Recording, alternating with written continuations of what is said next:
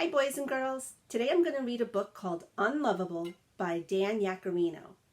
And this book reminds me a lot of my own dog, Guinness, because we have a large fence in our backyard, and on the other side of that fence is a little dog who Guinness has never met before. But every day when they both go out there, they bark at each other, they run along the fence together, and yet they've never seen each other. I wonder if they're friends, and I wonder if they're thinking to each other that they'd like to meet each other one day. Do you think dogs think like that? I don't know. I hope you enjoyed the book. Alfred was unlovable. At least that's what the cat told him every chance he got. "You've got the ugliest mug I've ever seen. No one could love you." Alfred tried his best to ignore the remarks, but it was difficult, especially since the cat had taught the parrot to say, "Unlovable, squawk, unlovable," whenever Alfred walked by. The goldfish gurgled in agreement.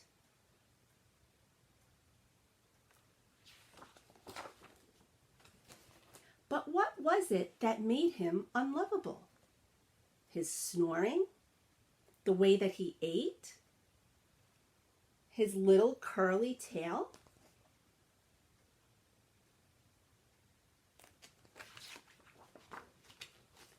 None of the neighborhood dogs would have a thing to do with him. "His mouth is too small to hold a ball," a big German shepherd sneered. "His legs are way too short for running," snickered a greyhound. A pampered poodle chuckled. "Ha! Did you see that face?"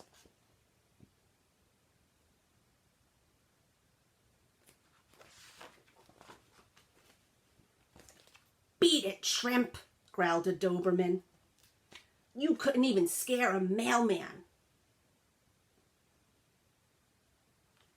They're so mean. I feel bad for Alfred. The other dogs are being so mean to him.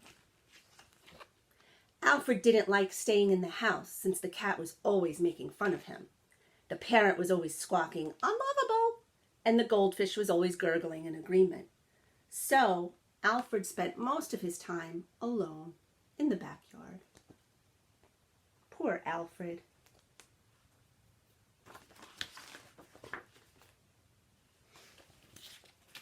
One day, a new family moved in next door. Alfred tried to see if they had a dog who might be his friend, but he was too little to look over the fence.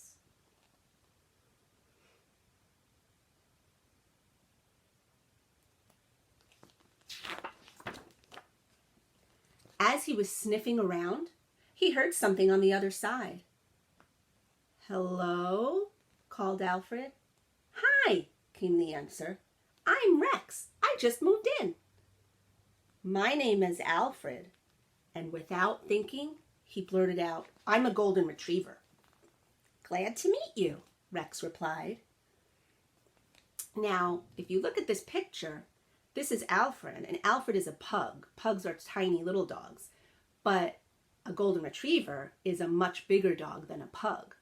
So Alfred felt unlovable because he was little, and he thought that if he told Rex that he was a golden retriever, a much bigger dog, then maybe Rex would be his friend. That's sad that Alfred felt that way. Alfred and Rex talked for hours. Alfred said he liked sleeping in the sun, dog food, and scratching. Rex did too. Rex said he hated baths and going to the vet. Alfred did too. It began to get dark. Soon it was time for dinner, and they both went inside. That night, Alfred thought about how much he liked Rex and how much they had in common. Then he thought about the fib he had told. Alfred was sure they'd be friends as long as Rex never saw how unlovable he was. Poor Alfred. He shouldn't feel that way about himself. The next day, when Alfred and Rex were chatting, a squirrel jumped onto the fence between them. They both barked at it. The squirrel took one look at Alfred and climbed up a tree. Rex said, "You sure showed that squirrel who's boss, Alfred." But Alfred was thinking, if Rex ever sees me, he'll run away too.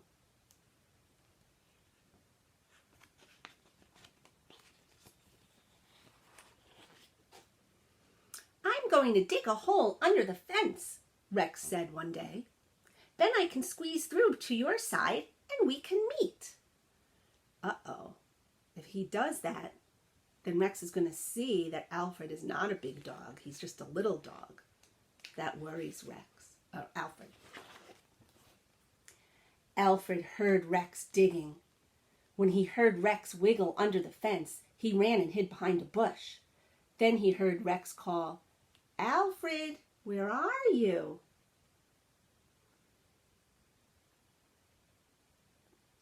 Dun, dun, dun. Suddenly, Rex poked his head into the bush where Alfred was hiding. Uh-oh. What do you notice about the two dogs? One of them is Alfred and the other one is Rex. Do you see any similarities there?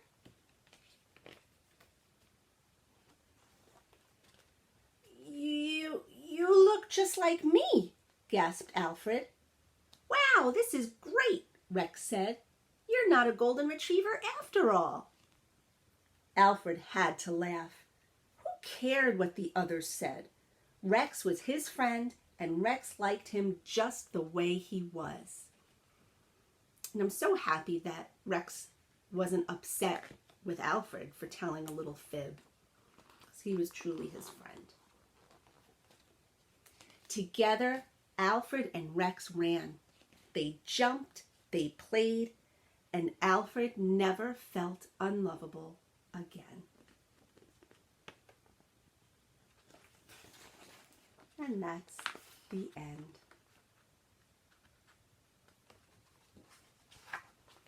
I hope you enjoyed this book today. Until next time, have a great day.